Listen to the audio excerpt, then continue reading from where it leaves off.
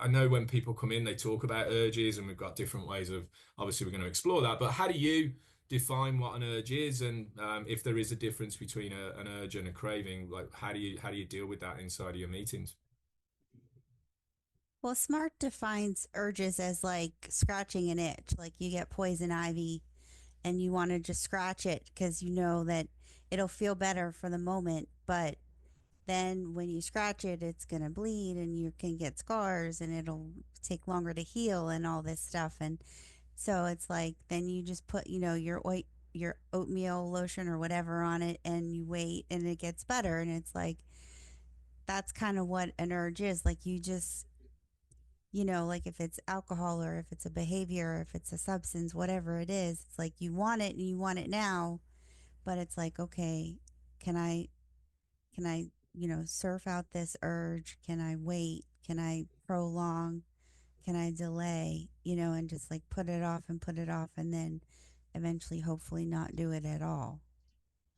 Yeah, and urges are obviously for anybody that's coming into trying to live a recovery lifestyle.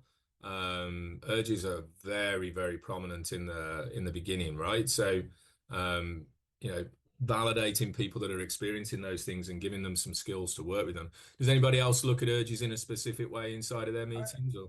I kind of look at it similarly, but a little bit different. For me, a lot of it, the way I like to explain it is there's often, thoughts of use and thoughts of going back to old behaviors.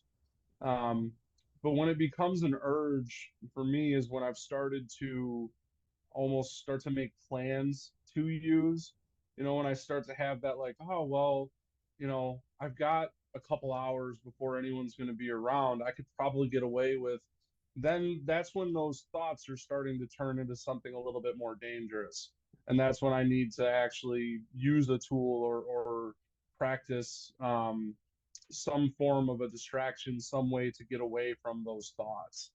And like how I would describe a craving is almost like those romanticizing thoughts that often come up when I'm thinking about like, oh, I remember that time being with my buddy and we did this and that, and wow, that was such a good time. Um, it's kind of romanticizing the old behaviors. But yeah, that's kind of where I always go with it, the way that I lean with urges and cravings. I So like like to the be thought aware that process there's that people are going through, like that kind of Yeah, and I like making to be plans. aware that there's a big difference between actual, efforts to use Hmm. and just having a thought of, wow, like I get done mowing the lawn. It often happens where I get done cutting the grass and I'm like, man, a beer would be really good right now. But that's where it ends and that's where Yeah, it stops. So yeah, that doesn't really define an urge to me. yeah. Um, So when you're starting to make the plans is when it becomes more urge like. yeah. Yeah, cool. Yeah. I think For me, sometimes, yeah, go oh, ahead, sorry. Pam. Yeah, go ahead. Um, for me, the difference between a thought and an urge is like urges are physical for me. I feel Hmm. them in my body, like it's like a visceral reaction, like wanting to do something, whereas I can just like have the thought and dismiss it sometimes. So I think for me, that's what the difference is. So you put urges down as being more connected to the like the physical side of it, like there's this kind of physical drive that you've got an urge to do something. Interesting. Hmm. Yeah, cool.